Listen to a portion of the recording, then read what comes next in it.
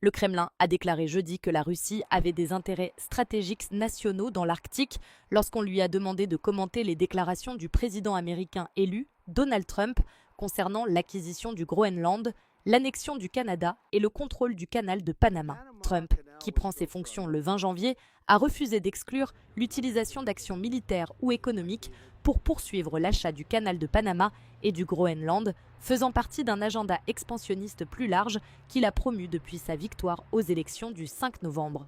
Trump a également évoqué l'idée de rendre le Canada à un État des États-Unis et a promis de changer le nom du golfe du Mexique en golfe d'Amérique. Lorsqu'on lui a demandé de commenter les déclarations de Trump sur le Groenland et le Canada, le Kremlin a déclaré que la Russie, qui a la plus grande côte dans l'Arctique, surveillait de près le développement dramatique de la situation. L'Arctique est une zone de nos intérêts nationaux, de nos intérêts stratégiques, a déclaré Peskov. Nous sommes intéressés à maintenir une atmosphère de paix et de stabilité dans la région arctique. Nous suivons de très près le développement assez dramatique de la situation, mais jusqu'à présent, Dieu merci, tout est au niveau des déclarations, a-t-il ajouté. Peskov a déclaré que les efforts des États-Unis pour acquérir le Groenland datant du 19e siècle sont une affaire interne des États-Unis et du Danemark, mais il a noté que l'Europe réagissait très prudemment aux déclarations de Trump. L'Europe réagit avec beaucoup de retenue et il est certainement effrayant de réagir aux paroles de Trump. C'est pourquoi l'Europe réagit très prudemment, modestement,